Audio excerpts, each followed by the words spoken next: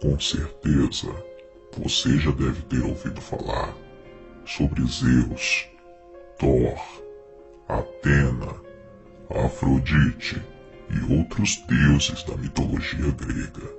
Assim como também você deve ter ouvido falar em Anubis, Horus, Amun-Ra e outras entidades da mitologia egípcia. Porém, pouco se conhece sobre a mitologia africana. É válido lembrar que se você conhece a mitologia egípcia, então você conhece 1/3 da mitologia africana. Afinal de contas, o Egito se encontra no norte da África. Porém, a mitologia africana é muito mais ampla e não se resume somente ao Egito. A verdade é que a integração das religiões africanas na sociedade é pouco difundida. Então, mesmo sabendo alguns nomes por aí, é difícil quem saiba dar forma a esses deuses.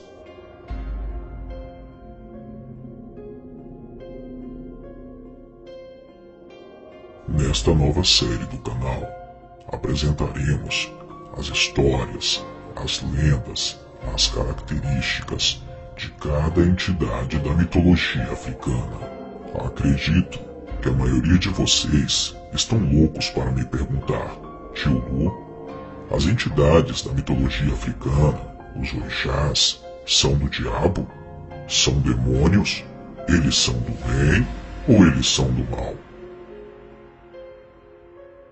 É válido lembrar que o intuito da série não é mostrar o lado obscuro dessas entidades ou das suas religiões. Apresentaremos aqui apenas o contexto histórico, mitológico e lendário, somente a nível de conhecimento.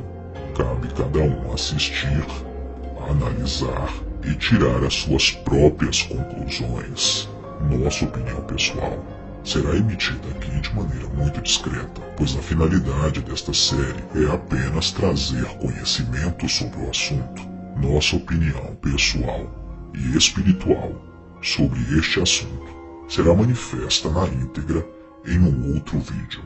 E então, vocês estão preparados para esta viagem fascinante?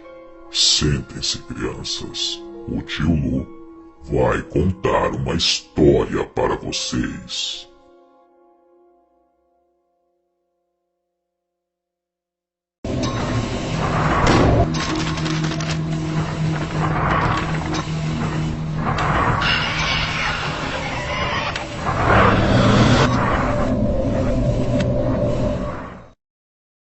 Mitologia Africana, Capítulo 1, Olorum e a origem dos orixás.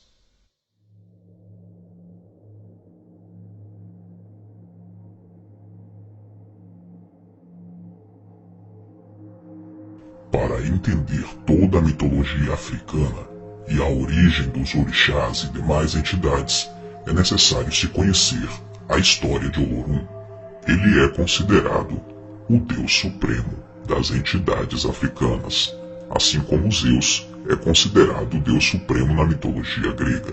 Para as religiões de matriz africana no Brasil, como Umbanda e Candomblé, Olorum é o mesmo Deus do cristianismo. A palavra Olorum é de origem iorubá, é uma contração de Olodumare, que significa Senhor do Destino. Para eles, Olorum é o Senhor do céu, infinito em si mesmo, onisciente, onipotente, onipresente e indivisível. Ele é em si toda a criação e rege todo o universo. Deus é um, sempre foi e sempre será. Mas muitos são os nomes pelos quais ele é conhecido. Os nomes usados por diferentes povos e religiões referem-se simplesmente aos diversos caminhos por meio dos quais Deus manifesta a si mesmo na criação para cada povo com sua cultura específica. Os judeus chamam o Deus Supremo de Elohim. Na Grécia, Zeus. Para os muçulmanos, Deus é conhecido como Alá. Para os povos indígenas, Tupã. E para as religiões de matriz africana, Olorum, o criador de todos os orixás e de todo o universo. A lenda de Olorum lembra muito a criação que a Bíblia cita em Gênesis. Todas as religiões do mundo tentam explicar os grandes mistérios da humanidade. De onde viemos, quem somos, para onde vamos? Reza uma história africana, originada de Queto, que no início de tudo havia o Orum, o espaço infinito, e lá vivia o Deus Supremo Olorum. Certo dia, Olorum criou uma imensa massa de água, de onde nasceu o primeiro orixá, Oxalá, o único capaz de dar vida. Olorum mandou Oxalá partir e criar o Aie, o mundo dos seres humanos. Quando Olorum, Senhor do Infinito, criou o universo com seu hálito sagrado, criou juntos seres imateriais que povoaram o universo. Esses seres seriam os orixás, que foram dotados de grandes poderes sobre os elementos da natureza.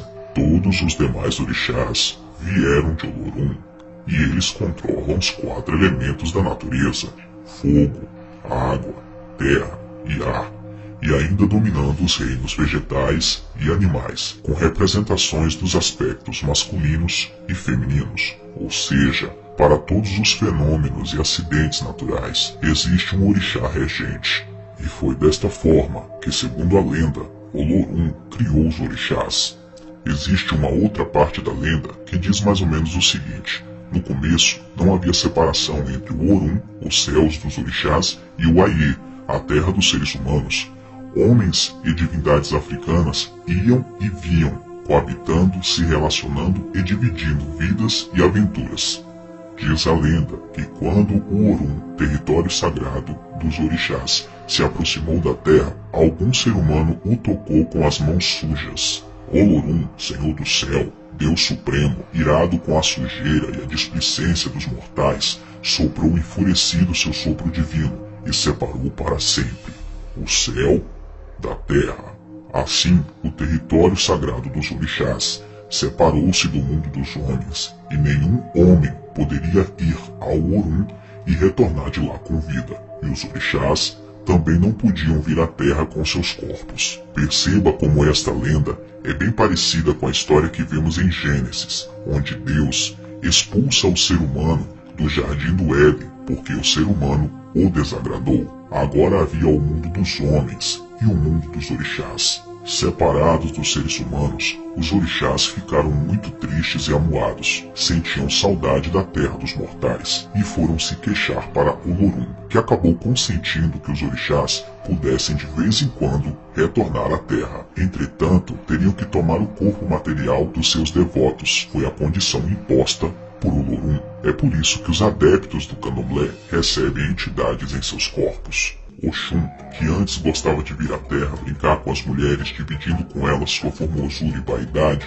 ensinando-lhes feitiços de adorável sedução e irresistível encanto, recebeu de Olorum um novo encargo: preparar os mortais para receberem em seus corpos os orixás. De seu sucesso dependia a alegria dos seus irmãos e amigos orixás. Veio ao Aie e juntou as mulheres à sua volta, banhou seus corpos com ervas preciosas, cortou seus cabelos, raspou suas cabeças, pintou seus corpos.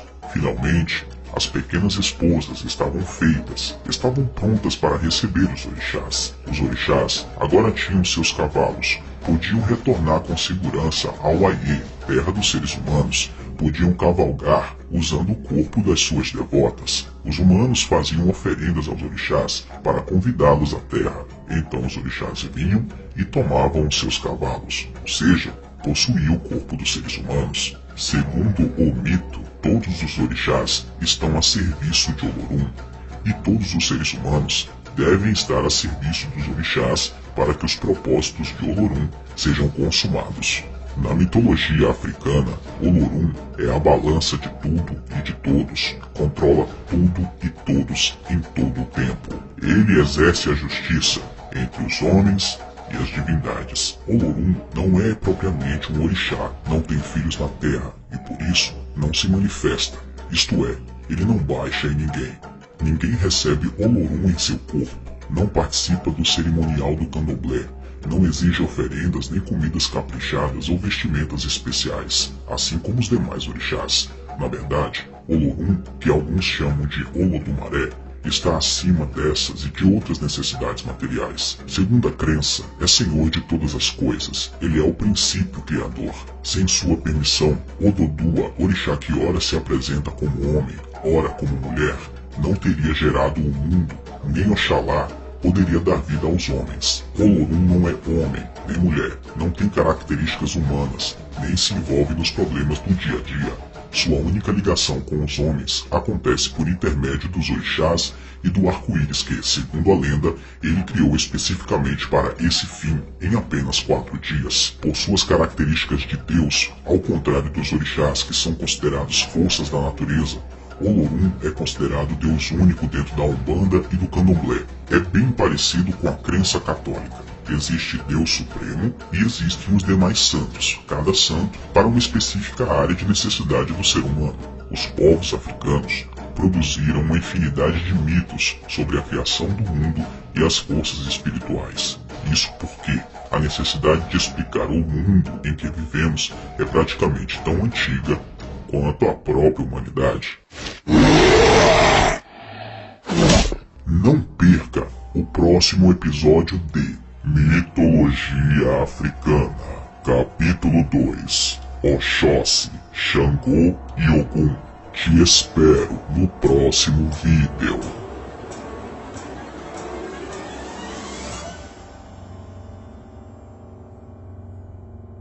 Obrigado por assistir a mais um vídeo bizarro deste canal. Curta a nossa página no Facebook. O link está na descrição do vídeo.